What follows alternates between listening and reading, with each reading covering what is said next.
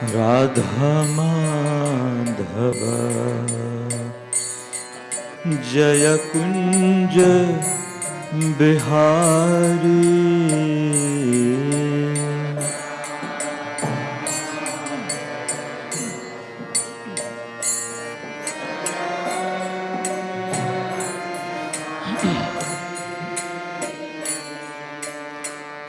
गोपी जन वल्लभ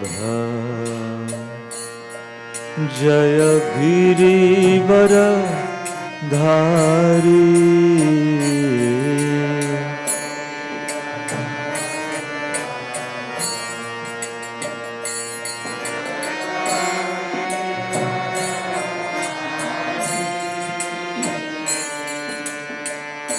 गोपी जन वल्लभ जय गिरिवर धारी।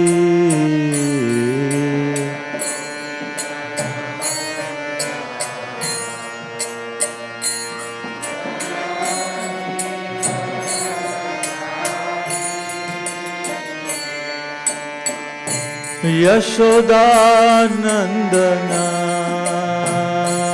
जय ब्रज जन रंजना।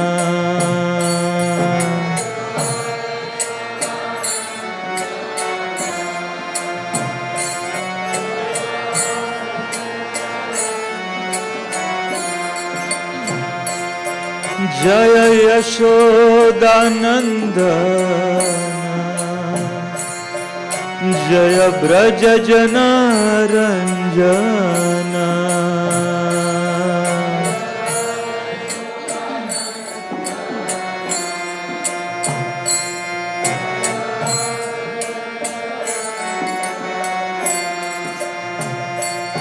जय जमुना तीरा वनचारी जय कुंज बिहारी।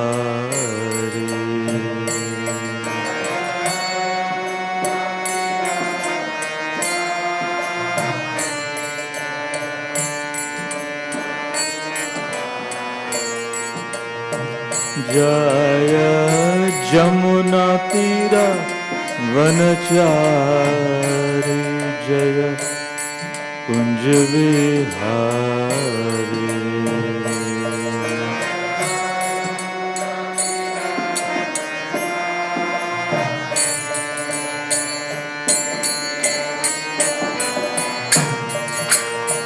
जय राधा माधव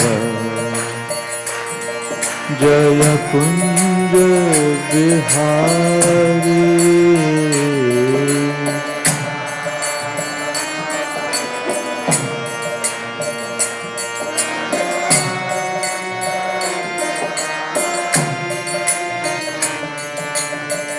गोपी जन वल्लभ जय गिरिवर धारी।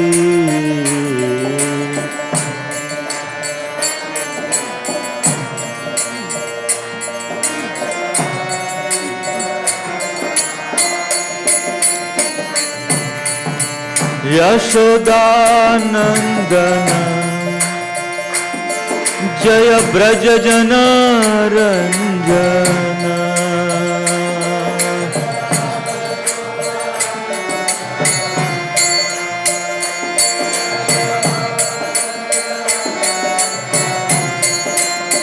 जय यशोदानंदना जय ब्रज जन रंजना।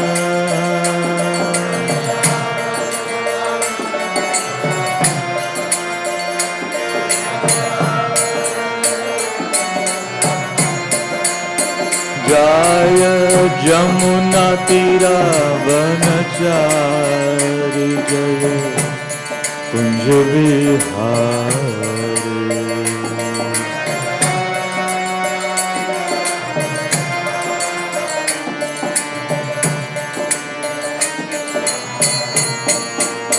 हरे Krishna Krishna Krishna Hare Hare, Hare Ram, Ram Ram, Hare Hare.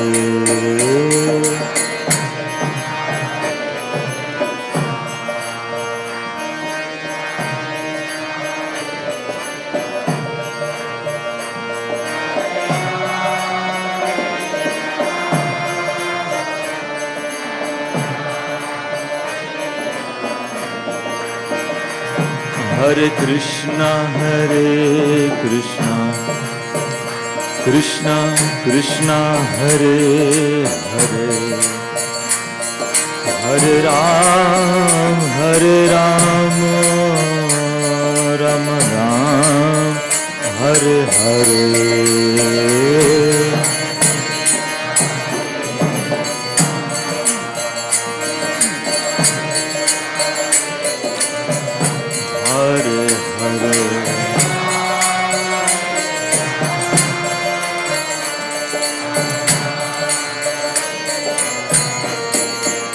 Hare Krishna,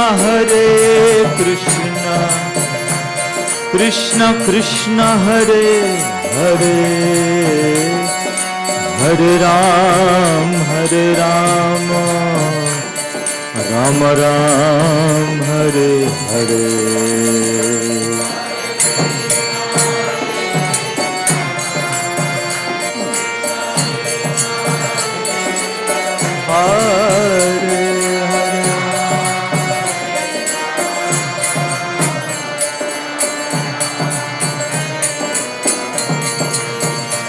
Hare Krishna,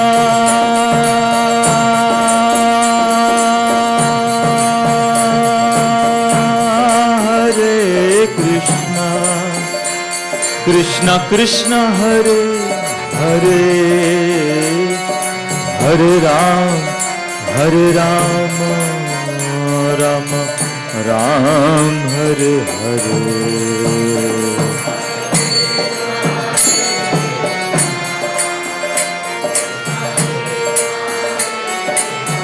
Hare Hare.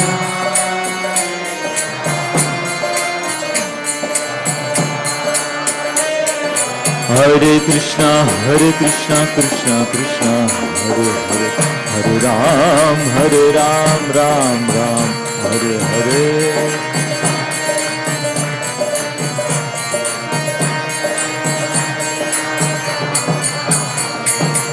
Hare Krishna, Krishna Krishna, Hare Hare, Hare Ram, Ram Ram, Hare Hare.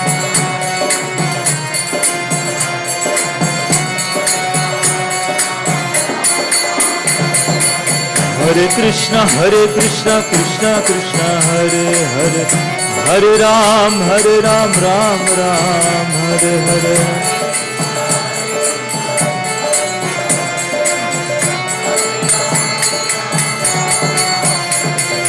Hare Krishna, Krishna Krishna, Hare Hare, Hare Ram, Ram Ram, Hare Hare.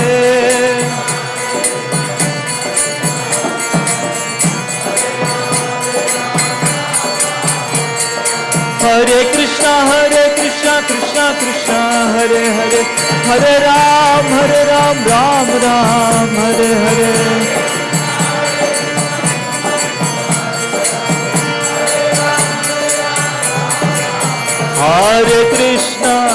Hare Krishna, Krishna Krishna, Hare Hare, Hare Ram, Ram Ram, Hare Hare.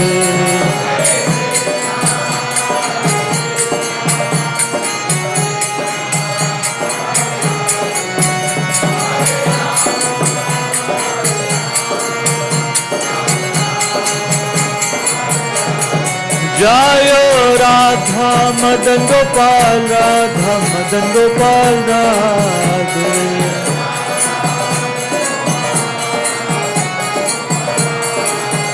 Jayo Gauranitai, Gauranitai, Gauranitai. Nitai जय गौर निताय।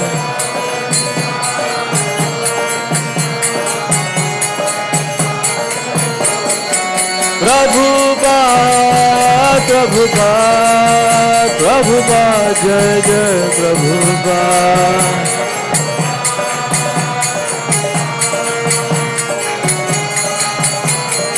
निताय गौर हरि बोल हरि बोल हरि बोल हरि बोल।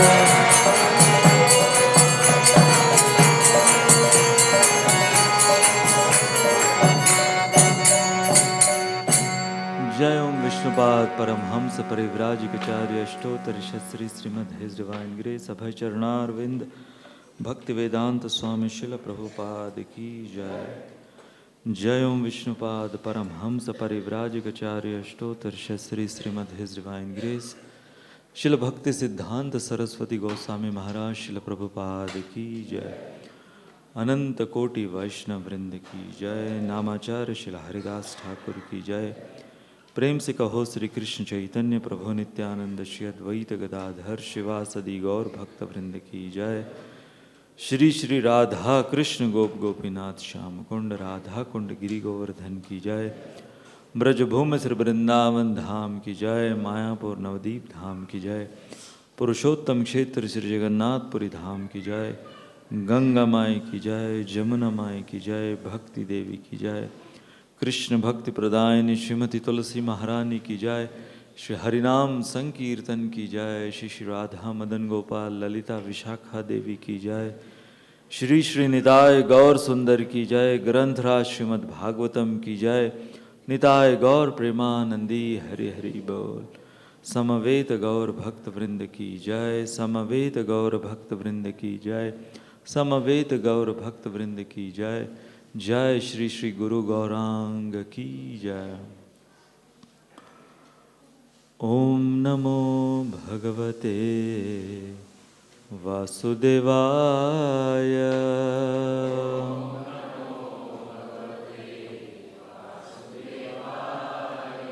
ओम नमो भगवते वासुदेवाय।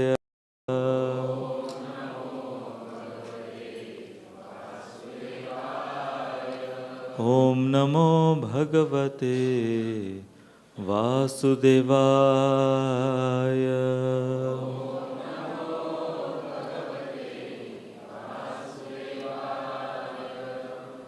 श्रीमद् भागवतम दशम स्कंद अध्याय क्रमांक 21। गोपियों के द्वारा गोवर्धन का गुणगान श्लोक क्रमांक 18। हंताय मद्रिरबला हरिदास वर्यो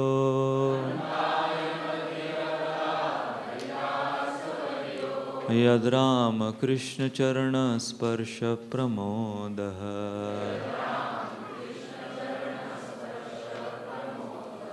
मानं तनोति सह गो गणयोस्तयोर्य।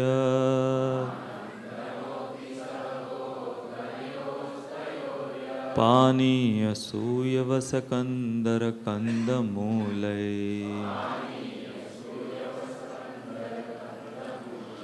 हन्ताय मद्रिरबला हरिदासवर्यो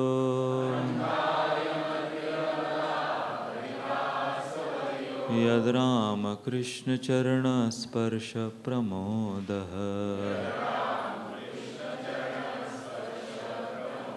मानं तनोति सह गो गणयोस्तयोर्यत्।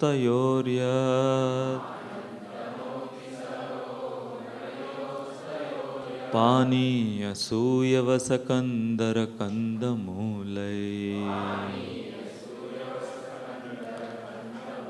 हन्ताय मद्रिरबला हरिदासवर्यो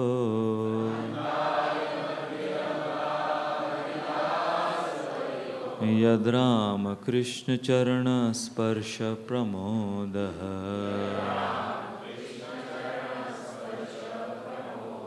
मानं तनोति सह गो गणयोस्तयोर्यत्। पानीय सूयवसकंदर कंदमूलय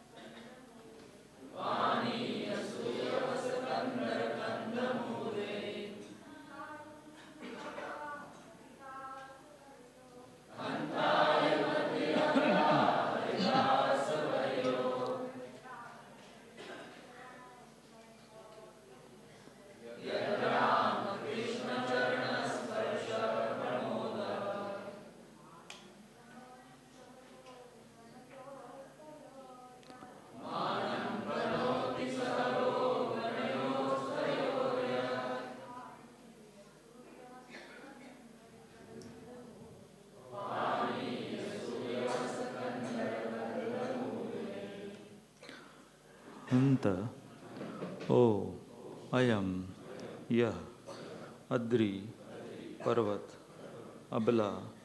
हे सखियों, हरिदास वर्य भगवान के सेवकों में से सर्वश्रेष्ठ, यत चूंकि राम कृष्ण चरण, कृष्ण तथा बलराम के चरण कमलों के स्पर्श से प्रमोद हर्षित मानम आदर तनोति प्रदान करता है। सह साथ गोगणयो गौवें बछड़े तथा ग्वालबाल के, तयो उन दोनों श्री कृष्ण तथा बलराम को, यत क्योंकि पानीय पेय जल के साथ, सूयवस अत्यंत मुलायम घास, कंदर गुफाएं, कंदमूलय तथा खाद्य कंदों से अनुवाद और तात्पर्य श्रील प्रभुपाद के शिष्यों द्वारा। यह गोवर्धन पर्वत समस्त भक्तों में सर्वश्रेष्ठ है। सखियों, यह पर्वत कृष्ण तथा बलराम के साथ ही साथ उनके गौओं, बछड़ों तथा ग्वाल बालों की सभी प्रकार की आवश्यकताओं, पीने का पानी, अति मुलायम घास, गुफाएं, फल फूल तथा तरकारियों की पूर्ति करता है। इस तरह यह पर्वत भगवान का आदर करता है। कृष्ण तथा बलराम के चरण कमलों का स्पर्श पाकर गोवर्धन पर्वत अत्यंत हर्षित प्रतीत होता है। तात्पर्य: उपयुक्त उद्धरण श्रील प्रभुपाद कृत चैतन्य चरितामृत मध्य लीला से लिया गया है। श्रील विश्वनाथ चक्रवर्ती ठाकुर ने गोवर्धन पर्वत के ऐश्वर्य की विवेचना इस प्रकार की है। पानीय गोवर्धन पर्वत के झरनों से प्राप्त सुगंधित शीतल जल का द्योतक है, जिसे कृष्ण तथा बलराम पिया करते थे और जिससे अपने पांव और मुख धोया करते थे। गोवर्धन पर्वत शहद, आम का रस तथा पीलू का रस जैसे अन्य पेय भी प्रदान करता है। सूर्यवसत दूर्वा अर्थात दूब घास को बतलाता है, जिससे अर्घ की धार्मिक भेंट दी जाती है। गोवर्धन पर्वत में घास भी होती है जो सुगंधित, मुलायम तथा गौओं की वृद्धि एवं उनमें दूध बढ़ाने के लिए लाभप्रद है। इस तरह यह घास आध्यात्मिक पशुओं के खिलाने काम आती है। कंदर गुफाओं का सूचक है, जहाँ कृष्ण, बलराम तथा उनके संगी खेलते, बैठते और लेटते थे।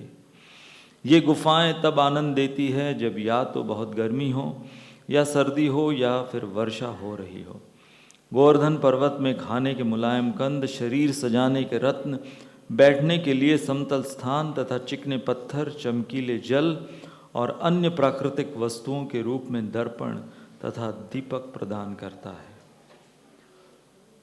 ओम ज्ञानतिमिरान्धस्य ज्ञानाञ्जनशलाखया चक्षुरुन्मीलितं येन तस्मै श्रीगुरवे नमः।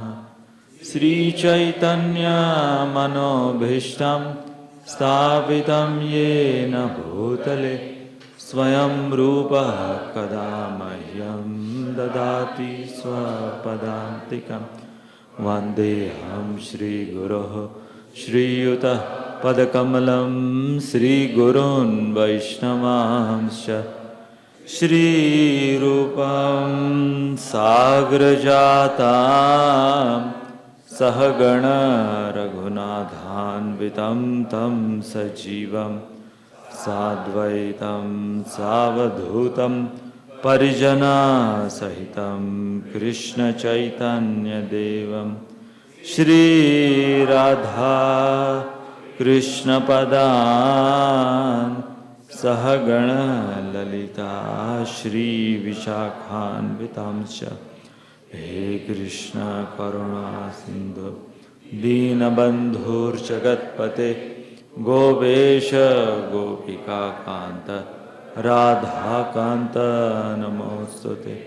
तप्त कांचन गौरांगी राधे वृंदावनेश्वरी वृषभानुसुते देवी प्रणमामि हरिप्रिये। वाञ्छाकल्पतरुभ्यश्च कृपा सिन्धुभ्य एव च पतितानां पावनेभ्यो वैष्णवेभ्यो नमो नमः। जय श्री कृष्ण चैतन्य प्रभु नित्यानंद श्री अद्वैत गदाधर शिवासदि गौरभक्तवृंद। हरे कृष्णा कृष्णा कृष्णा हरे हरे, हरे राम राम राम हरे हरे। हरे कृष्णा कृष्णा कृष्णा हरे हरे, हरे राम राम राम हरे हरे। हरे कृष्णा कृष्णा कृष्णा हरे हरे, हरे राम राम राम हरे हरे। हरे कृष्णा। सारे भक्तों से अनुरोध है थोड़ा थोड़ा आगे आ जाइए। और जो भी भक्तों ने अपने मोबाइल फ़ोन लाए हो कृपया उसको आप साइलेंट मोड पर रख दो या बंद कर दीजिए ताकि वो कथा में बाधा न दे। हरे कृष्णा। सभी भक्तों का स्वागत है हमारे आज के रविवार के श्रीमद् भागवतम क्लास में, जहाँ भगवान ने गोवर्धन श्री गिरिराज गोवर्धन को पूजनीय बनाया, इस पूरी लीला का उद्घाटन किया, गोवर्धन पूजा का उद्घाटन किया। तो भगवान जब अपने भक्तों का समर्पण देखते हैं, जब भगवान अपने भक्तों की शुद्धता देखते हैं, उनकी प्रामाणिकता देखते हैं, तो केवल दिखाने के लिए नहीं अपितु स्वयं भगवान के नज़रों में वो पूजनीय हो जाते हैं। तो भगवान तो पूजनीय है ही, परंतु जब भगवान के नज़रों में उनके स्वयं के भक्त पूजनीय हो जाते हैं तो ये भक्ति में मधुरता लाती है। इसलिए यहाँ पर यदि हम देखें इस एक लीला में, इस गोवर्धन लीला में एक होड़ लगी हुई है, स्पर्धा लगी हुई है कि गोवर्धन जो है वो वर्धन करना चाहते हैं भगवान का, भगवान के गुणों का, और भगवान गोवर्धन के गुणों का बखान करना चाहते हैं। और अक्सर इस होड़ में भक्त ही जीतते हैं। तो इस संदर्भ में हम रामायण से एक ऐसे महानुभाव, भगवान श्री राम के एक ऐसे अनन्य भक्त जिनको न केवल प्रभु श्री राम ने पूजनीय माना, बल्कि जो कोई प्रभु श्री राम के अनन्य भक्त हुए उन्होंने श्री भरत जी को पूजनीय माना। जब रामचंद्र जी को वापस ले जाने के लिए भरत निकलते हैं चित्रकूट की ओर, और रास्ते में भरद्वाज मुनि के आश्रम पहुंचते हैं, तो हम सब जानते हैं कि श्री भरत जी वहां आने से पहले, उनका आगमन जो हुआ उससे पहले प्रभु श्री राम भरद्वाज मुनि के आश्रम में हो चुके थे, वहां से होकर जा चुके थे। तो भरद्वाज मुनि अब पहली दफा श्री भरत जी से मिल रहे हैं, पहली दफा वो श्री भरत जी को देख रहे हैं। और सुना था अब तक इनके विषय में, तो वो श्री भरत से कहते हैं कि मैंने जो इतने वर्षों तक तपस्या की, तो मेरे तपस्या का फल मुझे प्राप्त हुआ प्रभु श्री राम का दर्शन। मेरे अथक तपस्याओं के फल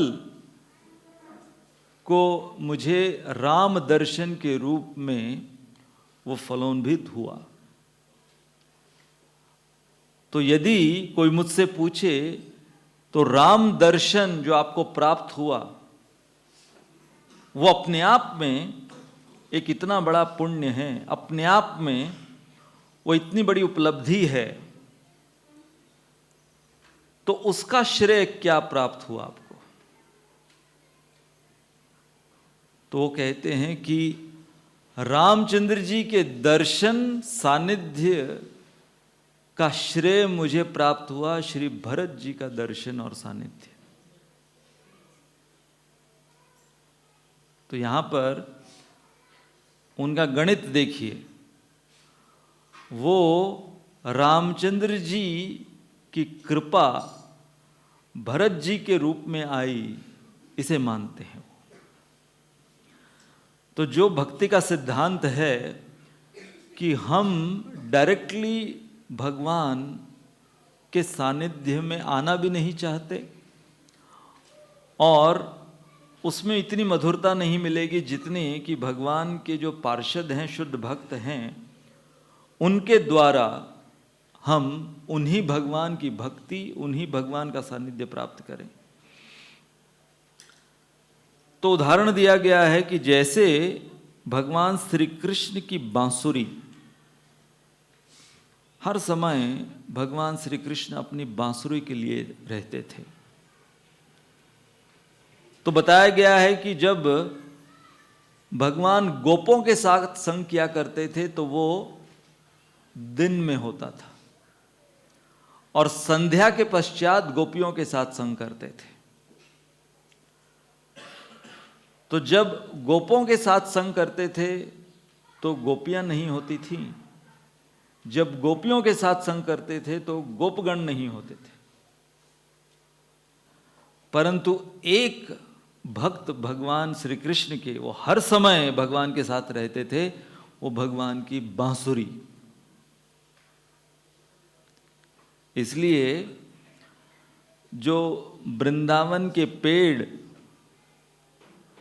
और नदियां जो कि उस बांसुरी को बनाने के लिए अपना योगदान दिए हैं, क्योंकि नदी के जल से पेड़ सींचे जाते हैं और उन पेड़ों की लकड़ी से बांसुरी बनाई जाती है, तो वो नदी और वो पेड़ मानो बांसुरी के माता पिता हुए, और वो बांसुरी को पूजनीय मानते थे, क्योंकि हमने एक ऐसे संतान को पैदा किया जो हर समय हमारे आराध्य उनके अधरों पर रहती है। यदि अधरों पर नहीं है तब भी भगवान अपने कमर में बांधे हुए उस बांसुरी को कभी छोड़ते नहीं। तो मैं क्यों सुना रहा हूं? जैसे भगवान श्री कृष्ण बांसुरी को हर समय अपने पास रखते, जो संबंध निकट का बांसुरी का भगवान श्री कृष्ण के साथ, उसी प्रकार का संबंध श्री भरत जी का प्रभु श्री राम के साथ, उतना निकट का संबंध जैसे कृष्ण का बांसुरी के साथ। तो ये एक पहलू बताया गया है। और दूसरा पहलू बताया गया है कि बांसुरी का एक बहुत विशेष गुण, क्यों भगवान बांसुरी पर इतनी कृपा बरसाए हुए हैं। क्योंकि बांसुरी ये भगवान के एक ऐसे भक्त हैं, अपने आप से वो कभी नहीं बजती। रखी हुई बांसुरी अपने आप से कभी आवाज नहीं करेगी, जब तक कि जो उसे बजाने वाला है उठाकर आवाज निकालता नहीं, और जो आवाज वो बांसुरी वादक निकालेगा वही आवाज वो निकालेगी वहीं से। The flute doesn't have its own sound. It just follows the dictates of the player, the flute player. तो उसी प्रकार से श्री भरत जी उस बांसुरी के समान कि जो प्रभु श्री राम का निर्देश, जो प्रभु श्री राम का आदेश, हम उनके धुन पर आवाज निकालेंगे, उनकी धुन निकालेंगे, उनके धुन पर नाचेंगे। एक और उदाहरण दिया गया है, श्री भरत जी प्रभु श्री राम की जो परछाई है उसके समान थे। परछाई को व्यक्ति से कोई अलग नहीं कर सकता। जहां जहां व्यक्ति जाएगा वहां वहां परछाई भी जाएगी। तो भरत हालांकि शारीरिक रूप से प्रभु श्री राम के साथ नहीं थे वन में,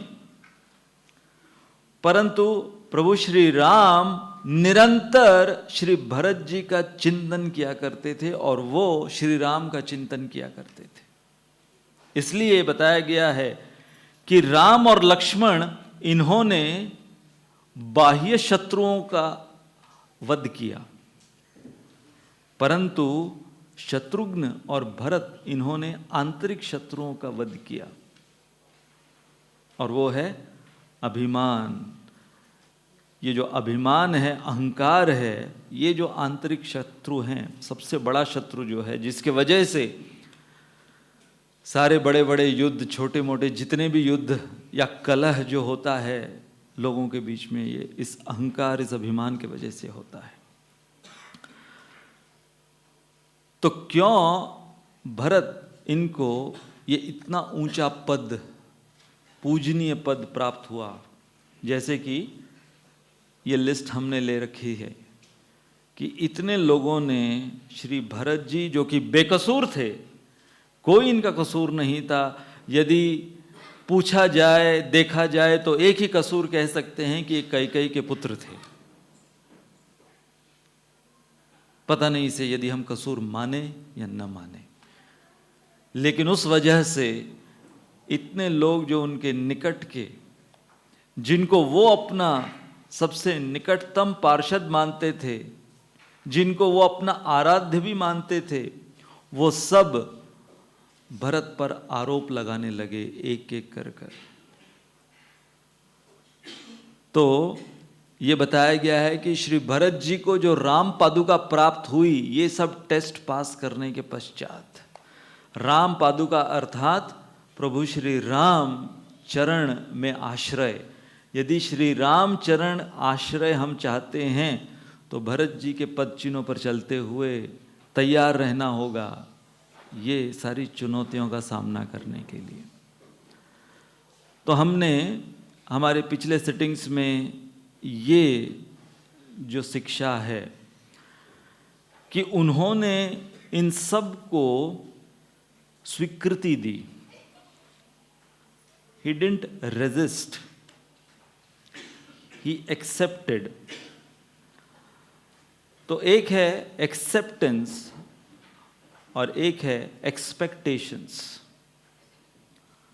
तो हमारी अपेक्षाएं कुछ होती हैं, और उन अपेक्षाओं की जब पूर्ति नहीं होती तो सबसे महत्वपूर्ण गुण जो हमारे अंदर हमें प्राप्त करना है वो है कि उस सच्चाई को स्वीकार कैसे किया जाए। तो अक्सर हम अपने अंदर और जिन किसी के साथ हम संग करते हैं, समस्याओं का निर्माण, बीज उसकी शुरुआत कहाँ से होती है कि हम इस भौतिक संसार में हमारी अपेक्षाएं बढ़ाए रखते हैं। एक एक कर कर हमारी अपेक्षाएं बढ़ती रहती है। मनुष्य तो दूर की बात है, कोई साधारण सा जानवर, कोई पशु पक्षी भी, उसको यदि नियमित रूप से कुछ मिलता जाए तो वो जानवर भी अपेक्षा करना शुरू कर देता है। आपने देखा होगा, आप किसी जानवर को, किसी चिड़िया को दाने डालो एक जगह पर एक समय पर, वो चिड़िया जो है यदि 1 दिन 2 दिन 3 दिन लगातार उसको दाने मिलते गए तो अपने आप चौथे दिन वो चिड़िया अपेक्षा करने लगेगी कि मुझे इस समय इस स्थान पर इतने दाने मिलने चाहिए। और यदि किसी कारणवश वो दाने मिलना बंद हुआ तो क्या होता है कि वो अपेक्षाएं जो कि उसका पुल बांधा हुआ, उसका जो महल बांध दिया उन 4 दिनों में उस चिड़िया ने, वो टूटने लगता है। जब उन अपेक्षाओं का पुल टूटने लगता है, उन अपेक्षाओं का महल वो जब खंडर बनने लगता है, तब उसे कहते हैं स्ट्रेस, है ना? क्या बोलते हैं, बज़वर्ड क्या है? स्ट्रेस। और अभी तक हम कौन से उदाहरण पर हैं? चिड़िया और दाना। हमारे लिए चिड़िया और चिड़िया को दिए गए दाने, उसका कितना मायना है। अब इसको मल्टीप्लाई करते जाओ हमारे जीवन में, कि जब हमारे जीवन के दाने वो हमें मिलते रहते हैं, मिलते रहते हैं, मिलते रहते हैं, फिर अचानक बंद। और केवल इतना नहीं, कई बार तो हमें दिए गए दाने कोई दूसरा खाने लगता है। एक स्ट्रेस का कैटेगरी क्या है? जब हमें दिए गए दाने उसका सप्लाई बंद होता है, वो एक प्रकार का स्ट्रेस है। उसके ऊपर वाला स्ट्रेस क्या है? जो हमें अब तक दाने दे रहा था या मिल रहे थे जिस किसी सोर्स से, अब हमारे कोटा के दाने कोई और उसका उपभोग कर रहा है, तो वो स्ट्रेस लेवल और बढ़ जाता है। तो इसलिए श्री भरत वो एक ऐसे क्लासिक उदाहरण हैं जिन्होंने सिखाया कि कैसे अपने जीवन में हम एक्सेप्टेंस को सीखें। तो जब कैकेयी इस अपेक्षा में, कैकेयी के एक्सपेक्टेशंस क्या थे? इतना जो कुछ कैकेयी ने किया, कैकेयी के एक्सपेक्टेशंस यही थे कि भरत बहुत खुश होगा कि देखो मेरी माँ मुझसे कितना प्रेम करती है, मेरे लिए कितना बड़ा जोखिम उठाया, कितनी बड़ी योजना मुझे राजा बनाने के लिए मेरी माँ ने की, क्या फैंटास्टिक अरेंजमेंट किया है मेरी माँ ने।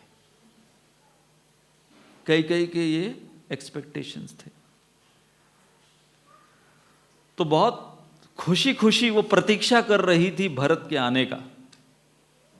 और जब भरत ने एक एक कर कर प्रश्न पूछा अयोध्या की स्थिति को देखते हुए,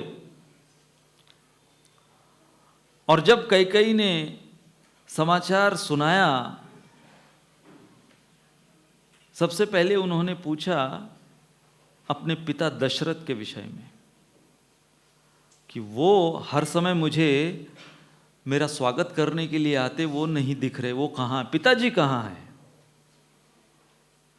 तो कैकेयी ने सबसे पहले समाचार दे दिया कि अरे वो बूढ़े हो चुके थे, वो उस लोक में चले गए जिस लोक में जानवरों को भेजा जाता है, ऐसे शब्दों में कि वो सारे चीज़ों पर तुम गौर मत करो, असली मुद्दे पर आओ जो मैं तुम्हारे लिए की हूँ उसके बारे में पूछो। तो इन्होंने पूछा कि उनका देहांत हुआ। मरते समय उनके शब्द क्या थे? तो यहां से वो जानना चाहते थे, क्योंकि भरत देखिए कितने बुद्धिमान, कि मरते समय जो उनके शब्द होंगे उससे मुझे जो सच्चाई है उनके निधन की वो समझ में आएगी। क्योंकि मरते समय जो व्यक्ति उच्चारण करता है उस समय सच ही बाहर निकलता है। तो जैसे ही कैकेयी ने दशरथ के निधन का समाचार सुनाया तो भरत, अब उनका विश्वास कैकेयी से उठ गया था कि ये प्रामाणिक पत्नी, धर्मपत्नी नहीं हो सकती जो अपने पति के निधन पर सुसज्जित बैठी हुई है और इस प्रकार से समाचार सुना रही है अपने पति के निधन का। ये प्रामाणिक नहीं हो सकते। तो पूछा कि मरते समय क्या शब्द थे उनके, क्या उच्चारण कर रहे थे, उससे मैं अपने आप अंदाजा लगा लूंगा। तो कैकेयी ने कहा वो राम लक्ष्मण सीता को पुकार रहे थे। तो फिर अगला प्रश्न, राम लक्ष्मण वो कहाँ थे? यदि उनको पुकार रहे मतलब वो नहीं थे वहां पे, कोई नहीं इसलिए तो पुकारा जा रहा है उनके बारे में। वो तो वनवास चले गए, मैंने उन्हें वनवास भेज दिया तुम्हारे खातिर। अब पूरा जिम्मा किसके ऊपर डाला जा रहा है? भरत तेरे लिए किया मैंने ये, तो भरत के ऊपर पूरा जिम्मेदारी उनके ऊपर डाल दी इसकी। तो भरत कैकेयी को एक बहुत आश्चर्यजनक तरीके से पूछते हैं कि आपने इस प्रकार का कार्य किया, और कोई यदि कर लेता तो भी मैं मान लेता, तो भी इसे मैं इतने आश्चर्यजनक तरीके से नहीं समझता, परंतु आपने किया। आप कैकेयी देश से हो, जहां बताया गया है कि वहां पर ये जो मोर हैं इनकी संख्या बहुत, इनकी तादाद बहुत है। तो उस समुदाय में यदि कोई मोर पैदा होता है तो जो पहला मोर पैदा होता है मुकुट के साथ पैदा होता है, अर्थात वो ही राजा बनता है, राजसी लक्षणों के साथ पैदा होता है। और राम जो सबसे ज्येष्ठ हैं हम में, तो स्वाभाविक रूप से तुम्हें तो ये जान लेना चाहिए था कि वही राजा बनना है, उन्हीं को राजा बनना है। तो कैकेयी देश के होने के बावजूद ये किया आपने। और फिर भरत वो कैकेयी से कहते हैं, देखिए उनके मन में क्या क्या विचार चल रहे हैं कि ये स्त्री मेरी माँ है, एक स्त्री है, मेरी माँ है, लेकिन इसने जो किया है वो इतना गर्हित कार्य है, इतना घिनौना काम किया है कि यदि ये स्त्री न होती, मेरी माँ न होती, तो अभी इसी क्षण खत्म कर देता। तो क्या प्रतिक्रिया मेरी होनी चाहिए इस समय, उसके विषय में भरत सोच विचार कर रहे हैं। सबसे पहले मेरी मां के प्रति मेरी प्रतिक्रिया क्या होनी चाहिए। तो उन्होंने अपनी मां से कहा कि जो जो आपने मुझे अभी कहा है कि मुझे राजा बनाने के लिए ये सब कुछ आपने किया, तो सबसे पहले तो मैं ये बता दूं कि यदि इसे तुम मेरे भविष्य की समृद्धि की योजना कहो या मैं इसे आपका षड्यंत्र कहूं, दोनों में डिफरेंस है। कैकेयी के अनुसार वो भरत का भविष्य उज्जवल कर रही थी, भरत के अनुसार कैकेयी षड्यंत्र की, भरत के प्रति भी और रामचंद्र जी और लक्ष्मण के प्रति और दशरथ के प्रति। तो कैकेयी ने एक ऐसे काल्पनिक भरत का निर्माण किया था। तो वो सोच रही थी कि ये जो मेरा भरत खुश होगा मेरी योजना की वजह से, तो आगे चलकर उसका भविष्य कितना समृद्ध मैं बनाऊंगी और मुझे कितनी सराहना मिलेगी उसकी ओर से। तो यहां पर भरत जो है कैकेयी के द्वारा निर्माण किया गया ये काल्पनिक भरत का संहार करना चाहते थे।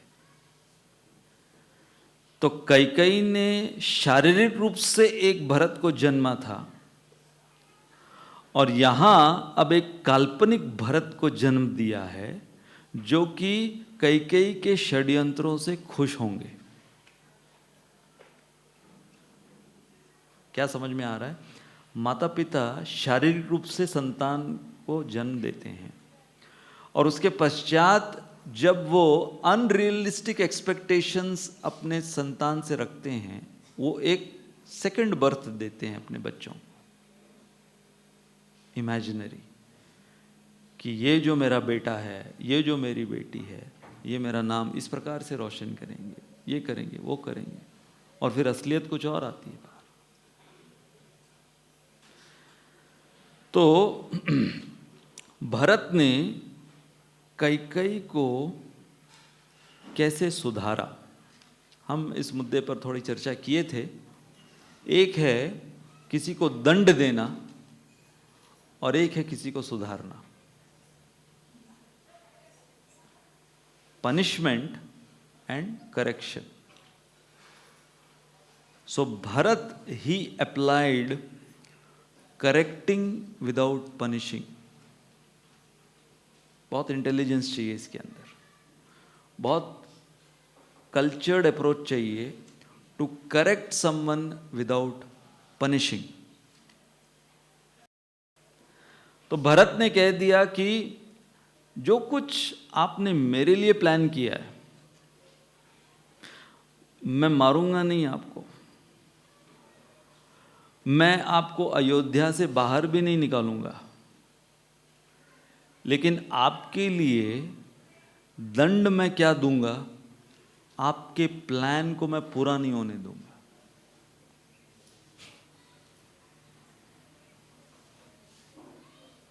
वो बोलते हैं ना, hit where it hurts the most. That's what Bharat डिड। Very intelligent. Bharat, he hit where it hurt the most.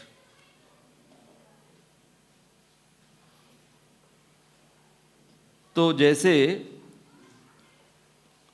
जब दुर्योधन को बंदी बना लिया था देवताओं ने, महाभारत की जो कथा है, जब वो लोग वनवास में थे और दुर्योधन गया था उनको पकड़ने के लिए, पहचानने के लिए, ताकि और आगे अज्ञातवास के पश्चात और 12 साल मिल जाए इनको, लेकिन वही बंदी बन गया वहाँ पर।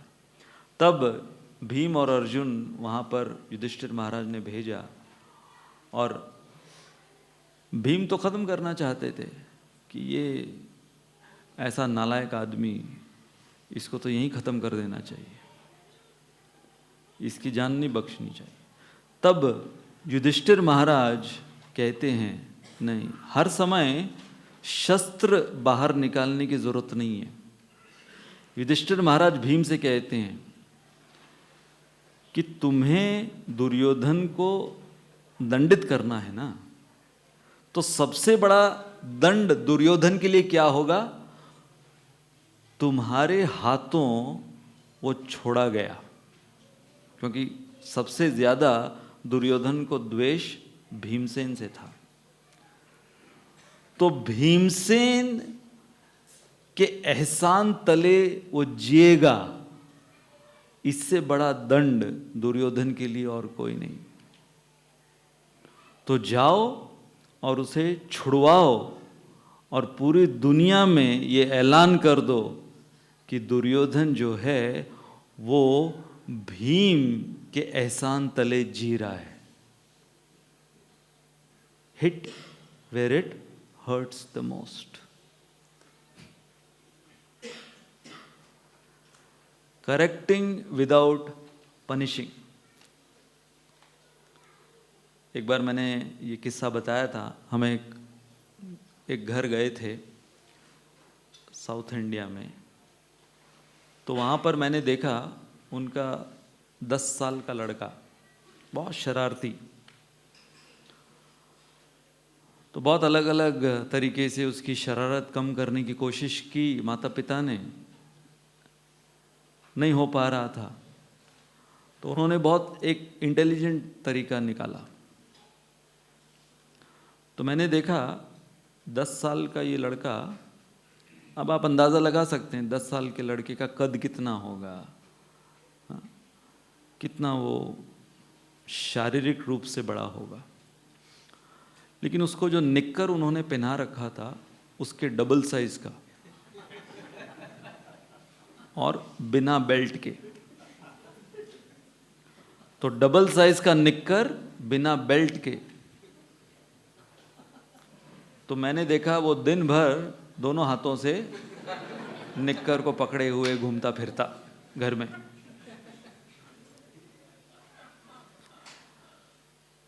तो उनके पिताजी ने कहा यही एक तरीका है इसको करेक्ट करने का, कि इसके हाथ एंगेज्ड रहते हैं।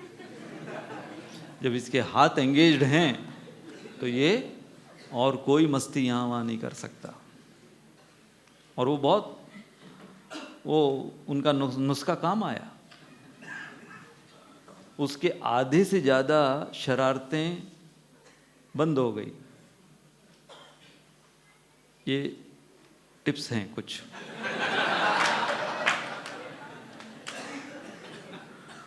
कि कैसे using intelligence to correct someone. हर समय तलवार बाहर निकालने की जरूरत नहीं है। हमने वो टॉपिक लिया था, not all battles are suppose to be fought, some battles are suppose to be left. तो जो श्री भरत ने किया, उन्होंने अपनी मां कैकेयी को उनको चकमा दिया। ये वर्ड है, क्या दिया? चकमा दिया। हमने ये वर्ड बहुत सुना होगा, अलग अलग संदर्भ में सुना होगा, किसी को चकमा दे देना। जैसे हम लोग सब बचपन में कुछ ना कुछ स्पोर्ट्स खेले होंगे। ज़्यादातर 90% स्पोर्ट्स के अंदर यदि कोई विजेता होता है तो उसका मेन फीचर क्या होता है? अपोनेंट को वो कैसे चकमा दे। जैसे मान लो फुटबॉल के अंदर 50% गेम क्या है? Dodging the ball. डॉजिंग मतलब चकमा, कि सामने वाले को चकमा देकर बॉल निकाल के ले जाना, है ना? फुटबॉल चकमा देना। क्रिकेट में भी क्या है? बॉलर वो इस प्रकार से बॉलिंग करना चाहता है, स्पिन ये वो फास्ट, ताकि चकमा देकर आउट कर दे उसको, है ना? बॉक्सिंग के अंदर डॉजिंग जो है वो बहुत इंपॉर्टेंट फीचर है बॉक्सिंग में, एक बॉक्सर को जीतने के लिए। कि वो सामने वाला मुक्केबाज मुक्का यहाँ वहाँ से बहुत शक्तिशाली होगा, लेकिन अगर कोई पतला सा वो चकमा देना जानता है तो उसकी आधी शक्ति ओपोनेंट की वो यहाँ वहाँ मुक्के मारने में ही चली जाएगी कि इसका चेहरा ही नहीं पकड़ में आ रहा है। So in most of the sports dodging is a very very important feature, चकमा देना। जैसे भगवान श्री कृष्ण ने काले यवन को क्या किया? चकमा दिया। उसके साथ वो लड़े नहीं, लड़ सकते थे, इतने बड़े बड़े सेनाओं को परास्त किया, लेकिन काले यवन को परास्त करने के लिए भगवान ने बुद्धि का इस्तेमाल किया। और उसको ठीक करने के लिए भगवान ने उसको चकमा देकर उसको मुचकुंद की गुफा में ले गए।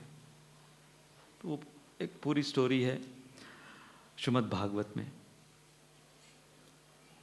श्रील प्रभुपाद के पास ये दो भाई आए ज्वाइन करने के लिए, ब्रह्मानंद प्रभु और गर्ग मुनि प्रभु, दोनों भाई। तो एक साथ दोनों प्रभुपाद को ज्वाइन कर दिए, इस्कॉन ज्वाइन कर लिए। और वो भी उस समय उनकी उम्र 20-21 साल की। तो इनकी माँ ढूंढते हुए परेशान आ गई मंदिर में, और वो प्रभुपाद के साथ वाद विवाद कर रही है, आरोपित कर रही है प्रभुपाद को, उनके ऊपर लांछन लगा रही है कि ये कौन हो तुम, कहाँ से आए हो और हमारे बच्चों को किडनैप कर रहे हो हमारे घरों से। तो प्रभुपाद ने कैसे चकमा दिया? हम कौन से मुद्दे पर है? चकमा। तो प्रभुपाद ने कैसे चकमा दिया? प्रभुपाद ने इन दोनों भाइयों की माँ को कहा, देखिए ये जो आपके दोनों बेटे हैं ये हिप्पी बन चुके थे। आप भी जानते हैं, आपका घर वगैरह छोड़कर सड़कों पर ये सब प्रकार के नशे करना, गंदगी में रहना, जो समाज के विरुद्ध कार्य हैं वो सारे कार्यों में लगे हुए थे। इनको सड़क से उठाकर इनका नशा छुड़वाया, इनको नहलाया धुलाया, इनको साफ सुथरा किया, इनको अपने हाथों से पकाकर शाकाहारी शुद्ध भोजन मैं खिला रहा हूं, पैसे तो मुझे मांगने चाहिए आपसे। प्रभुपाद बोले, I should ask donation from you, I am taking care of your 2 boys. They were hippies, loitering on the street with all nonsensical lifestyle. I am taking care of your 2 sons. I should be asking donation from you. वो confuse हो गई कि यहां पर मैं इनके ऊपर आरोप लगा रही थी, अब ये मेरे ऊपर आरोप लगा रहे हैं और मुझसे डोनेशन मांग रहे हैं। तो प्रभुपाद ने जब ये कहा, you should be giving donation to me, तो उसके मुंह से निकल गया, I have already donated my 2 boys.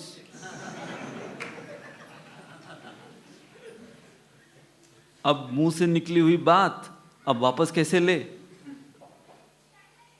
तो पहले क्यों आई थी वो? कि ये बोलने के लिए कि आपने मेरे 2 बेटों को छीन लिया। फाइनली प्रभुपाद की निपुणता से, दक्षता से, अब उसके ही मुख से प्रभुपाद ने बुलवा दिया, अरे I have donated my 2 sons to you. तो प्रभुपाद बोले, then what is the complain? तो वो फिर प्रभुपाद से मिलने के बाद अपने दोनों बेटों को कहती है, I have never seen a more intelligent man than this one. You are in the right hands, go ahead.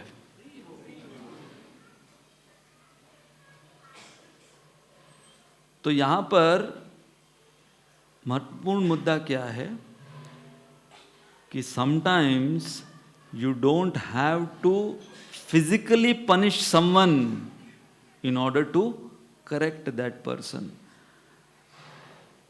The main motive should be correcting that person. Yeah, sometimes physical punishment is required, but not always. वही श्री भरत यहां पर किए.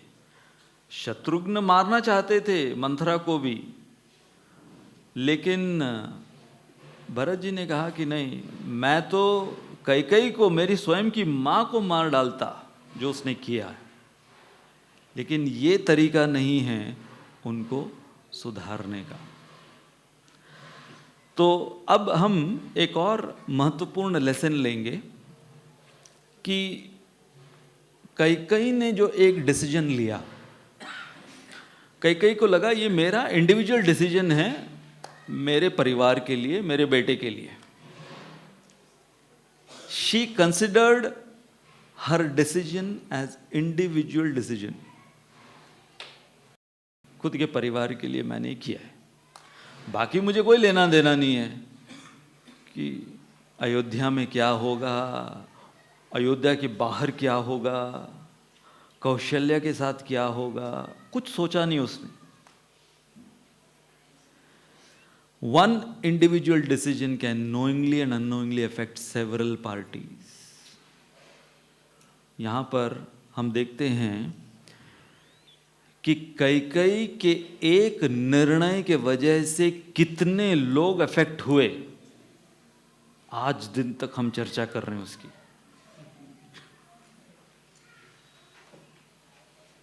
और कैकेयी को इसका आभास बाद में हुआ कि मैंने ये मंथरा के बोलने पर मैंने क्या किया. बाद में उसे आभास हुआ, क्योंकि मंथरा ने रामचंद्र जी के विरुद्ध ज्यादा कुछ कहा नहीं था. मंथरा ने केवल भरत को रामचंद्र जी के राज्याभिषेक के दिन अयोध्या के बाहर क्यों भेजा गया है सोचो. तो फोकस किस पर डाला था? भरत के ऊपर. तुम्हारा भरत, उसके भविष्य के बारे में सोचो. तो एक बहुत महत्वपूर्ण मुद्दा है कि जब माँ बाप केवल अपने पुत्र, अपने संतान के भविष्य के बारे में सोचते हैं और ये नहीं सोचते कि हमारे एक डिसीजन या 2 डिसीजन के वजह से वो मेरा बेटा या बेटी, वो जो संतान है, उसका रिपल इफेक्ट समाज में कितना होगा। ये कई के उदाहरण से सीखने मिल रहा है कि कितने पार्टीज, यहां तक कि महाराज दशरथ, उनका अनटाइमली डेथ, जिसको हम कहेंगे अनटाइमली डेथ, कई के एक पर्सनल डिसीजन के वजह से हुआ, जो हो सकता था कि दशरथ आगे और कितने साल जी जाते।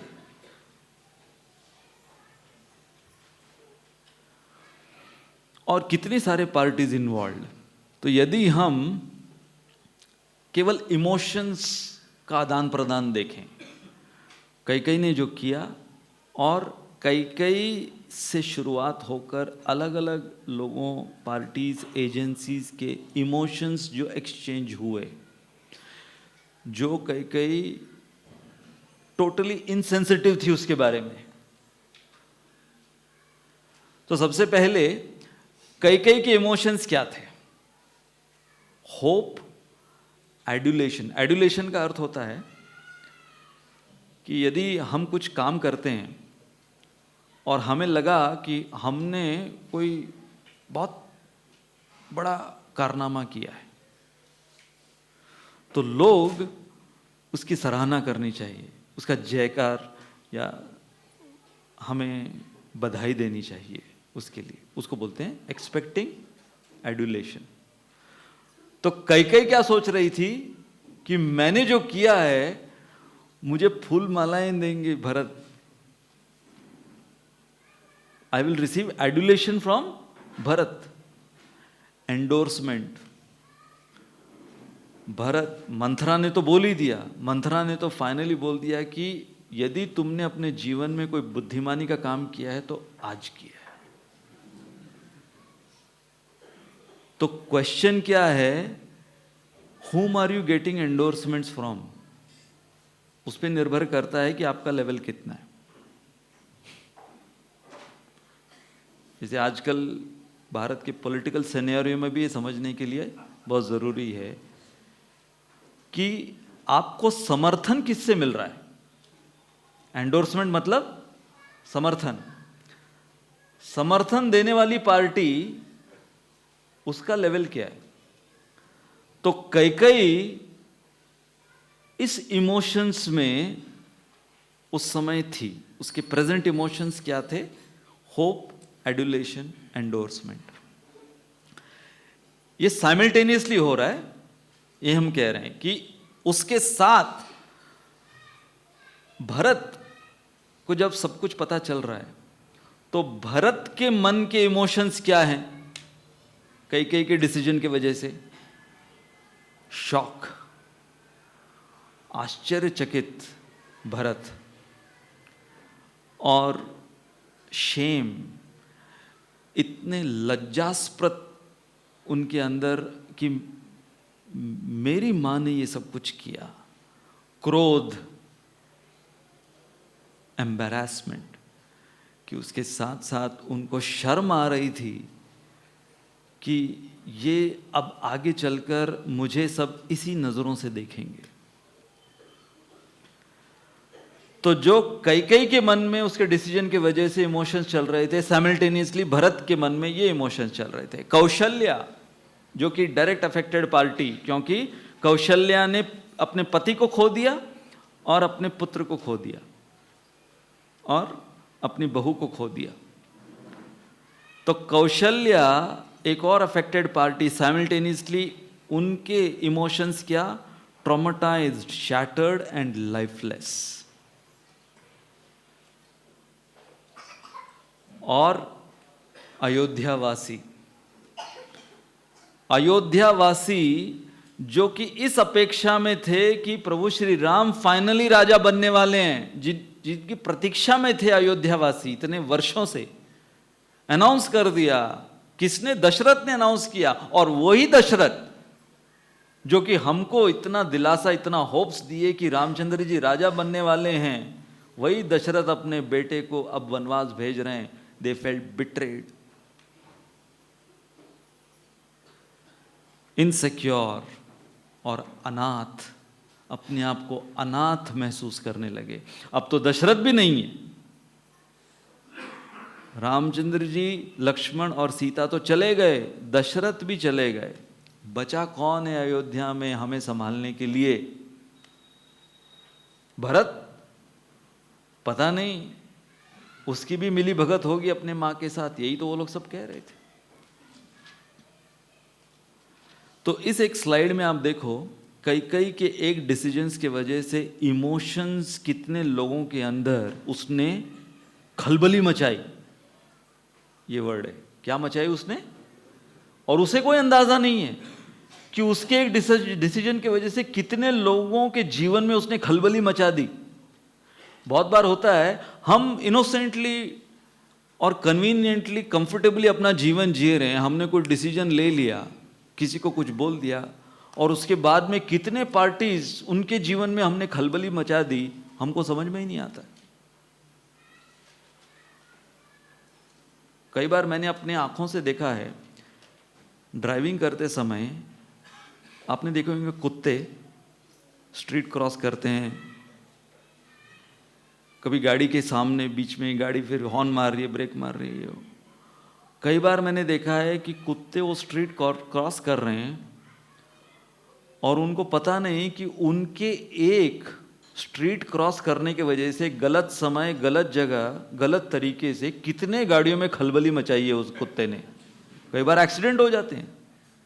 उस कुत्ते को बचाने के चक्कर में मैंने अपनी आंखों से देखा है, हमारे बचपन में कॉलोनी का एक लड़का, उसका ऑन द स्पॉट डेथ हुआ एक कुत्ते को बचाने के चक्कर में। बारिश का मौसम था, बाइक पर था, अचानक कुत्ता आ गया, उसने ब्रेक लगाया, वो बाइक वहाँ पर फिसल कर नीचे गिरा, वो बाइक से, ट्रक उसके सर के ऊपर से कुचल कर चला गया। और वो कुत्ता, मैं कुत्ते को देख रहा था, कुत्ता पीछे मुड़कर देख रहा है, कुछ तो हुआ लगता है, चला गया वो। पूरे रास्ते में फिर पुलिस आई, एम्बुलेंस आई, ये वो, और वो कुत्ता खड़ा होकर देखा थोड़ी देर, पता नहीं क्या करते रहते हैं लोग, चला गया। ये पता नहीं सर, तेरे वजह से सब कुछ हुआ है। तो कई बार हम लोग भी उसी की तरह होते हैं कि हमको लगता है हम अपने मस्ती में चल रहे हैं, अपने मस्ती का जीवन जी रहे हैं, तो क्या, मुझे स्ट्रीट क्रॉस करना था, तुम एडजस्ट करते रहो अपनी गाड़ियां। मतलब मुझे जो करना है मैं करूंगा, तुम अपना जीवन एडजस्ट करते रहो, करते रहो, करते रहो। यही कई one individual decision causing so much of turmoil in the lives of so many different parties. तो यदि हम देखें इसका ग्राफ क्या है, सीक्वेंस क्या है इसका, हमारा जीवन, मनुष्य जीवन किससे बना हुआ है? इंसिडेंट से बना हुआ है ना। एक स्टेज आता है, उसके बाद में हम हमारे जीवन का परिचय, हमारे जीवन में जो जो घटनाएं घटी हैं उनसे देते हैं, है ना। जैसे कि स्कूल के बाद कॉलेज में भर्ती, कॉलेज के बाद ग्रेजुएशन हुआ, ये सब क्या है? ये घटनाएं हुई ना।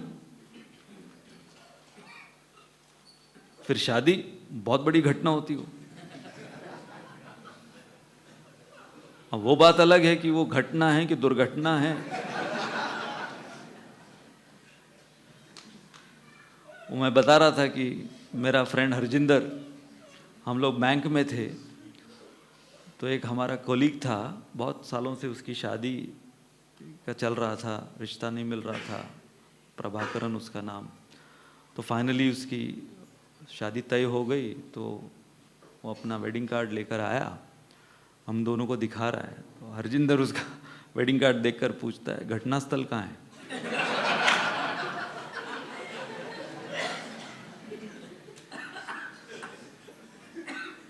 तो हमारे जीवन में जो जो घटनाएं वो घटती हैं, जो जो घटनाएं घटती हैं उसके अनुसार अब मैं ग्रेजुएट हो गया, घटना घटी।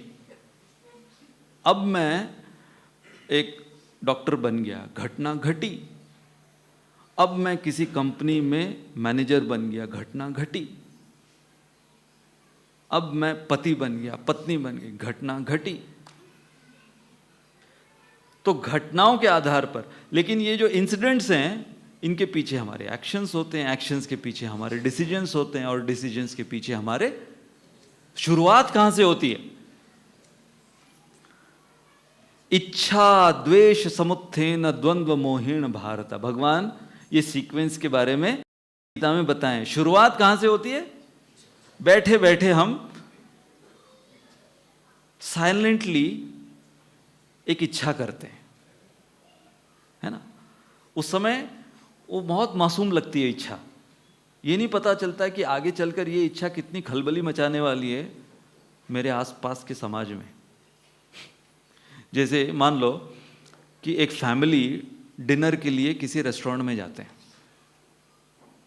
टिपिकल सीन है, फैमिली मेंबर्स सब मिलके एक रेस्टोरेंट में गए। तो रेस्टोरेंट में जाते ही वहाँ पर आपको टेबल मिलती है। टेबल मिलने के बाद में फिर मेनू कार्ड आपको सबसे पहले वो वेटर ला कर देता है। तो अब वो मेनू कार्ड सबके लिए एक एक कर देता है। जो माता पिता हैं, पति पत्नी हैं, उनके लिए, पत्नी के लिए मेनू कार्ड अलग, पति के लिए मतलब कॉपी अलग होती है। मेनू तो एक ही होता है, कॉपी अलग होती है उसकी। तो एक कॉपी पत्नी को, एक कॉपी पति को, एक बच्चे को, दूसरे बच्चे को। तो चारों लेकर मेनू कार्ड लेकर बैठे। अब हो क्या रहा है कि चारों जब वो मेनू कार्ड पढ़ रहे हैं तो चारों के अंदर हो सकता है अलग अलग इच्छाएं पनपेगी। तो फिर एक दूसरे से पूछा जाता है कि कौन सी इच्छा पैदा की तूने मेनू कार्ड देखकर। इतना डायरेक्ट क्वेश्चन नहीं होता है। डायरेक्ट क्वेश्चन क्या पूछते हैं? क्या ऑर्डर करना है ना। लेकिन अगर इसको हम और फिलोसॉफिकल तरीके से जानने की कोशिश करें तो क्या पूछा जाता है कि मेनू कार्ड देखकर तुम्हारे मन में कौन सी इच्छा की उत्पत्ति हुई। तो बच्चा बोलता है पापा पाव भाजी, है ना। तो वेटर नोट डाउन कर रहा है ना। वेटर क्या करता है? नोट डाउन करता है। वो प्रकृति जैसा है। तो हम इच्छा करते हैं, प्रकृति नोट डाउन करती है, ठीक है पाव भाजी। इसको क्या चाहिए? उसको पिज्ज़ा चाहिए। उसको क्या चाहिए? छोले भटूरे चाहिए। इसको डोसा चाहिए। ऐसे करके वो लिख देता सब। तो उसने क्या लिखा अभी?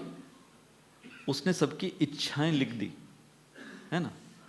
उसके बाद में वो वापस कंफर्म करता है, पूछता है तो आपका पाव भाजी, आपका पिज्ज़ा, आपका छोले भटूरे, आपके डोसे, कंफर्म्ड ना? कंफर्म्ड?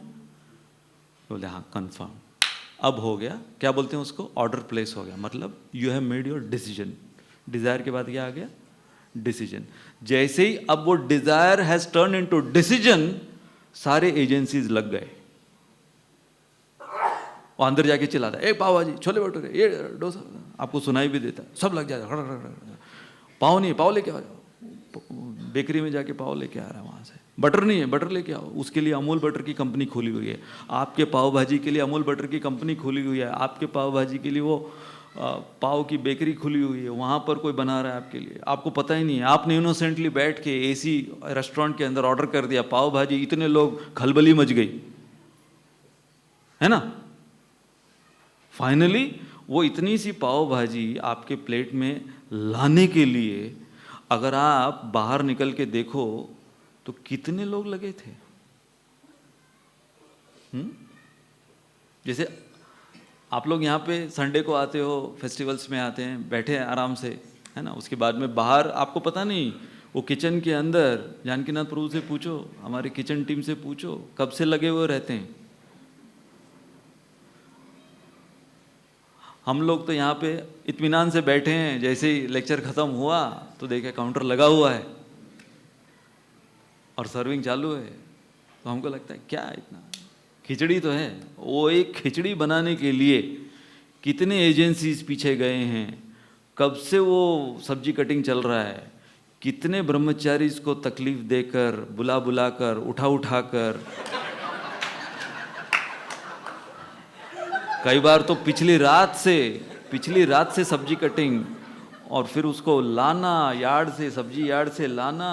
वो सब्जी जो आप अभी आपको खाने में 2 मिनट नहीं लगता, उसको काटने में, लाने में, पकाने में कितना टाइम लगा हुआ।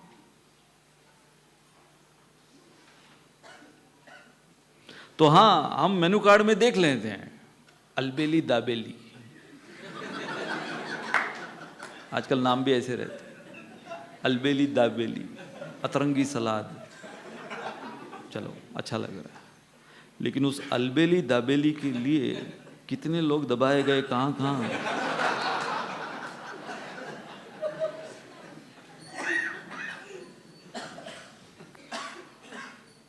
तो इसको कहते हैं the snowball effect. Snowball effect होता है, यहां पर तो आप लोगों को इतना अनुभव नहीं होगा, बर्फीली पहाड़ियों की चोटियां होती है, कई बार बर्फ का छोटा सा पेबल जिसको बोलेंगे स्नो पेबल या कंकड़ छोटा सा, वो ऊपर से वो लुढ़कता हुआ नीचे आता है, बर्फ का एक छोटा सा पेबल।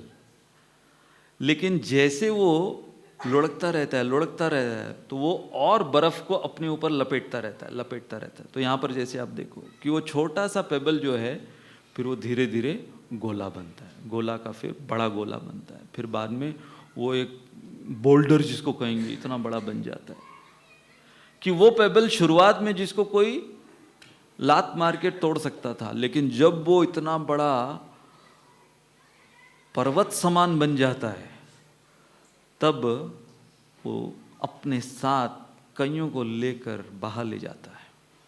इसको बोलते हैं स्नोबॉल इफेक्ट। तो स्नोबॉल इफेक्ट में होता क्या है कि ये जो स्नोबॉल है, 2 चीजें ये स्नोबॉल में देखी जाती हैं। As the snowball is rolling down the icy mountain, 2 things are happening. It gains mass, उसका साइज बढ़ते जाता है, and it gets momentum, speed बढ़ते जाता है उसका। साइज और स्पीड, ये 2 चीजें वो स्नोबॉल के साथ होती रहती हैं। जैसे वो लुढ़कता हुआ आ रहा है,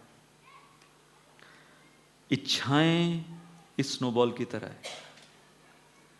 हमारी इच्छा शुरुआत में एक कंकड़ के समान या स्नो पेबल के समान होती है, लेकिन जैसे ही इस भौतिक संसार के इस बर्फीले पर्वत से वो लुढ़कना इच्छा शुरू करती है, तो उसके अंदर वो mass, it gains mass and it gets momentum, कि मुझे इतना नहीं, इतना चाहिए, इतना चाहिए, इतना चाहिए, इतने से पैसों से क्या होगा, इतना चाहिए, इतना चाहिए, इतना चाहिए, और फिर स्पीड, अभी चाहिए, अभी चाहिए। कोई अगर बोले कि 30 साल बाद आपको 30 लाख रुपए आया है, 30 साल बाद कौन जिएगा, अब भी चाहिए मुझे। तो इसलिए आजकल के एडवर्टाइजमेंट क्या होते हैं, now get your returns now. तो स्पीड, तो इसमें मुझे सुंदर इसका ग्राफ मिला स्नोबॉल इफेक्ट का, जैसे हमने इसकी तुलना हमारी इच्छाओं से की। तो जब वो बहुत छोटा होता है तो वहाँ से वो गिरना जो प्रारंभ करता है, हमारी इच्छाएं छोटी सी, ऐसे लगता है कि अरे भाई मेरी तो बहुत मासूम सी छोटी सी इच्छा थी कि मैं भारत का प्रधानमंत्री बन जाऊं।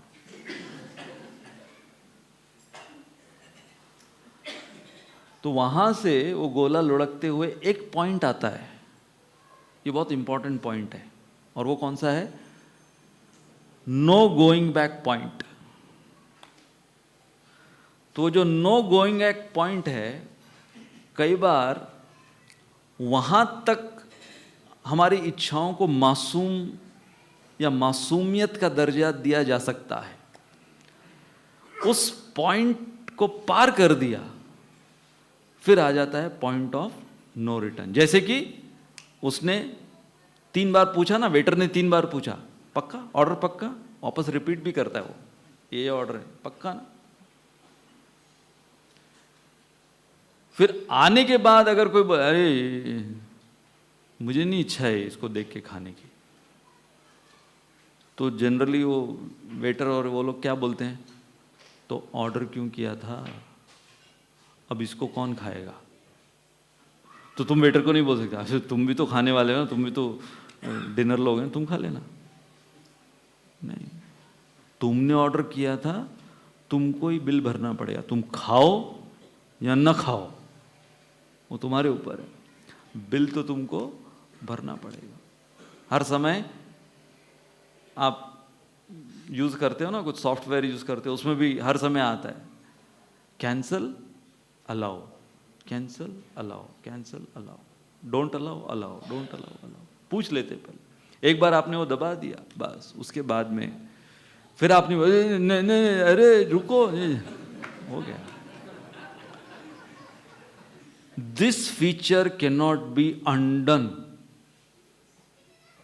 ये पॉइंट बहुत जरूरी है जानना। तो इच्छाएं तो हम सब के अंदर, हम बिना इच्छा के जी नहीं सकते, वो अननेचुरल है। लेकिन बुद्धिमान व्यक्ति कौन है, जो उस पॉइंट को पहचान ले। कौन सा? The point of no return. Ajamil उसने वो लाइन क्रॉस कर दी, और क्योंकि उसने वो लाइन क्रॉस कर दी, उसके बाद he was left on the down hill, और फिर फाइनली जो एक्सप्लोजन होता है। तो इसलिए कई हम ये इस मुद्दे पर क्यों हैं, क्योंकि इसके बाद हम कुछ एग्जाम्पल्स भी लेंगे इस स्लाइड के संदर्भ में, वो हो सकता है हम हमारे अगले सिटिंग में लें। The effect of one's decision is directly proportionate to the influence and position of that individual. कि जितना, जैसे मान लो कि प्रधानमंत्री किसी देश का कोई डिसीजन लेता है, तो पूरे देश पे उसका इन्फ्लुएंस होता है ना। अब यदि कोई हम जैसे कोई डिसीजन ले ले कि आज इच्छा नहीं है काम पे जाने की, नहीं जाऊंगा काम पे, तो वो काम क्या है उसके ऊपर डिपेंड करेगा कि कितने लोग अफेक्ट होंगे। लेकिन अगर प्रधानमंत्री बोले कि नहीं मैं 1 हफ्ते काम पे नहीं जाऊंगा, तो पूरी कंट्री अफेक्ट हो सकती है। तो यहां पर अब हमारे पास एग्जाम्पल्स हैं जिसके अंदर individual decision having global effect, शास्त्र से एग्जाम्पल्स, कि उनके पोजीशन के अनुसार उसका इफेक्ट इतना हुआ। तो कई को लग रहा था अरे मैं तो सबसे छोटी रानी हूं, मैंने तो केवल अपने बेटे के लिए, लेकिन उसका जो रिपल इफेक्ट रामचंद्र जी के राज्याभिषेक को रोकने तक चला गया, उनको वनवास दिलाया गया। तो ये सारा जो कनेक्शंस हो रहा था उसका अंदाजा कई को नहीं पड़ा। इसलिए कई के विषय में बताया गया है कि कई इंट्रिंसिकली वो कोई बुरी औरत नहीं थी, वो तो सबसे ज्यादा प्रेम करती थी रामचंद्र जी से।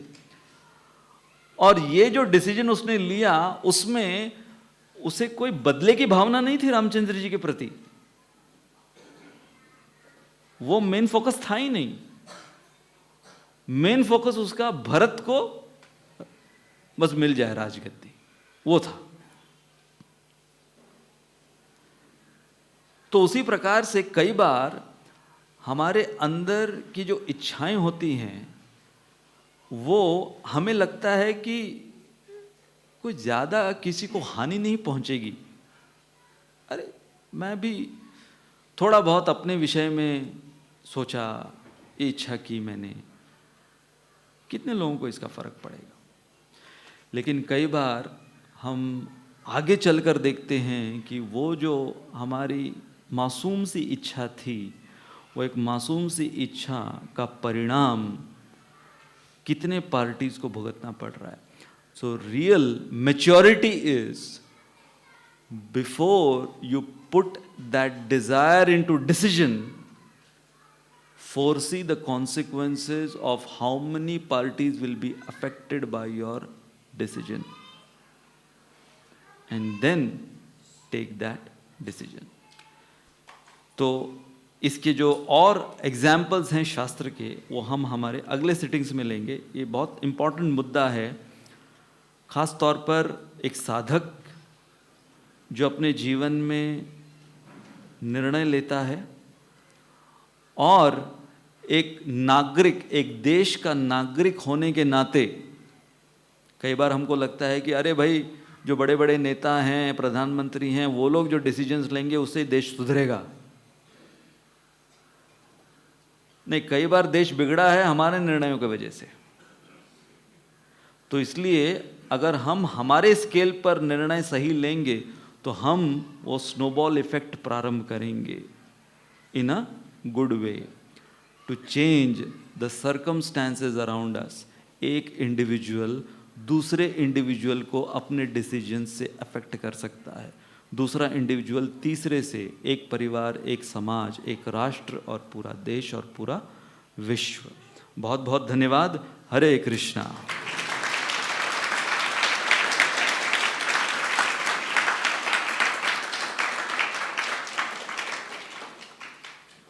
किसी का कोई प्रश्न है?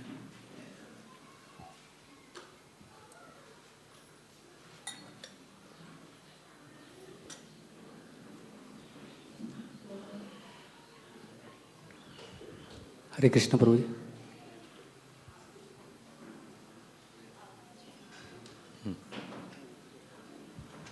पूछिए। हाँ प्रभु जी, कभी कभी देखा जाता है समाज में या इस्कॉन कम्युनिटी में, जब कोई लीडर कोई डिसीजन लेता है तो जो उसको फॉलो करने वाले उसमें बहुत खलबली पहुंच जाती है। तो ऐसे समय में जो साधक है उसको क्या करना चाहिए? उसको डिसीजन को अप्रिसिएशन करना चाहिए या हमें खुद को संभालने के लिए? इसमें इस बैलेंस रखना बहुत मुश्किल हो जाता है। कभी कभी लीडर को देख के लोग भक्ति करते हैं, जब लीडर चला जाता है तो लोग भक्ति करना छोड़ देते हैं, या इस्कॉन में ऐसा इफेक्ट देखा जाता है। तो ऐसे समय पे लीडर रहे न रहे तो हमें क्या करना चाहिए? सबसे पहले तो यदि आप स्पिरिचुअल लीडर की बात कर रहे हो, तो अगर कोई स्पिरिचुअल लीडर कोई डिसीजन ले रहा है, और आप जो खलबली की बात कर रहे हो, तो खलबली कई बार भौतिक खलबली हमारे अंदर हुई है कि आध्यात्मिक खलबली हुई है, ये महत्वपूर्ण प्रश्न है। कई बार लीडर के आध्यात्मिक डिसीजंस के वजह से फॉलोअर्स के भौतिक जीवन में खलबली होती है। जैसे भक्ति सिद्धांत ठाकुर ने गौड़िया मठ को हर समय डेट में रखा, कर्जे में रखा, तो उसके वजह से उनके फॉलोअर्स में भौतिक खलबली होती रहती थी कि उनको जो फैसिलिटीज मिलनी थी वो सब नहीं मिलती रहती थी। लेकिन उनके उस डिसीजन के वजह से वो आध्यात्मिक रूप से हर समय एंगेज्ड रहते थे। तो यदि फॉलोअर को ये चेक करना है कि लीडर के डिसीजन के वजह से मेरे भौतिक जीवन में खलबली हुई है या आध्यात्मिक जीवन में खलबली हुई है, यदि आध्यात्मिक जीवन में लीडर के वजह से खलबली हो रही है तो फिर डेफिनेटली वो लीडर को फॉलो करने की ज़रूरत नहीं है। बट अगर लीडर के डिसीजन से मेरे भौतिक जीवन में खलबली हो रही है, मतलब वो तो वैसे भी भौतिक जीवन मेरा गलत दिशा में ही जा रहा था, तो उसको ठीक करने के लिए यदि लीडर ने कोई डिसीजन लिए हैं तो हमको आगे चलकर मेरे लिए कितने फ़ायदेमंद है वो देखना है, ना कि अभी के डिस्टर्बेंस को।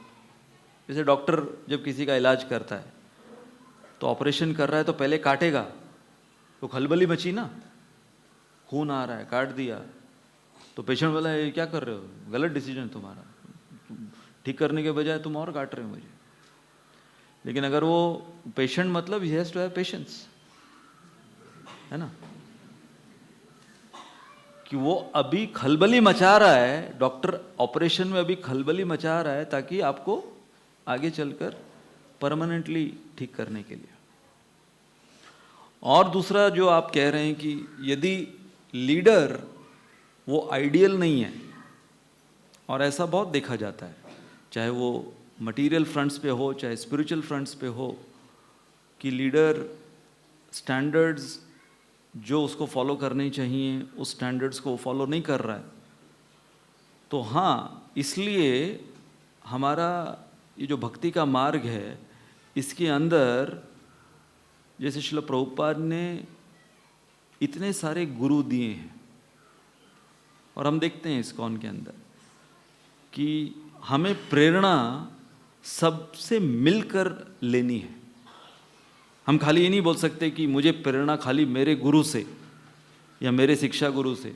अनगिनत शिक्षा गुरु हैं, अनगिनत आचार्य हैं, अनगिनत हमारे गुरु बंधु हैं जो हमें स्पिरिचुअल इंस्पिरेशन दे सकते हैं। तो हाँ, दुर्भाग्यवश यदि कोई लीडर वो एक आइडियल लीडर नहीं है तो भगवान ने उसके साथ साथ अलग अलग ऑप्शंस और सब्स्टिट्यूट्स भी दिए। तो यदि हम कई बार इस्कॉन में भी देखते हैं कि लीडर छोड़कर चला गया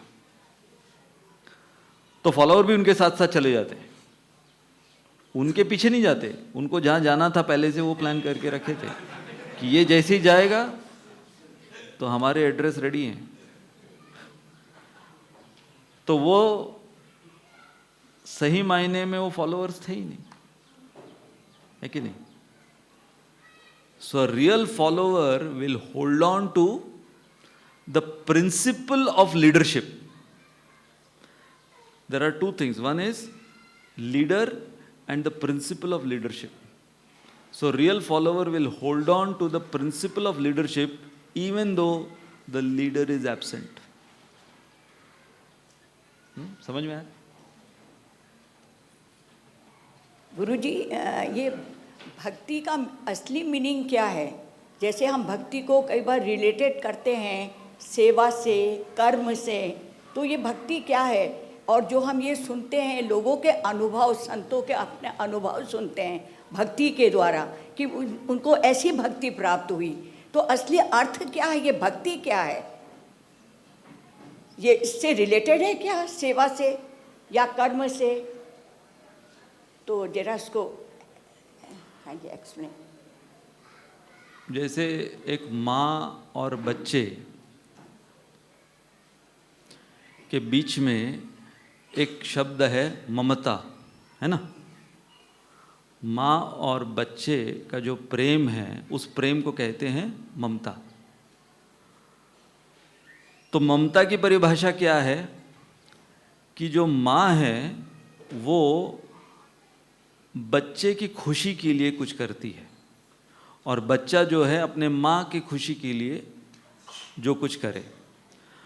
अब जो कुछ करे उसे, चाहे वो माँ अपने बच्चे के लिए उसकी गंदगी साफ कर रही है, उसको खिला रही है, नहला रही है, धुला रही है, उसकी सुरक्षा के विषय में सोच रही है, अगर इस सब को आप कहो कर्म कर रही ना, तो क्या कहोगे? उसको कर्म कहोगे कि उसकी माँ की ममता बोलोगे? आप क्या बोलोगे? उसको ममता बोलोगे ना। लेकिन फिजिकली तो कर्म कर रही ना, ये सब करने के लिए, उसका देखभाल करने के लिए। और आगे चलकर बेटा वो जब बड़ा हो जाता है वो वही देखभाल माँ की करता है, तो उसे भी हम कर्म नहीं कहेंगे, उसे भी वो जो माँ के प्रति प्रेम है, उसकी जो ममता है माँ के प्रति, वो दर्शा रहा है। तो जो माँ और बच्चे के बीच दोनों को जोड़े रखे जिसको ममता कहते हैं, वैसे ही भगवान और भक्त के बीच जिसको जोड़े रखते हैं वो उसको कहते हैं भक्ति।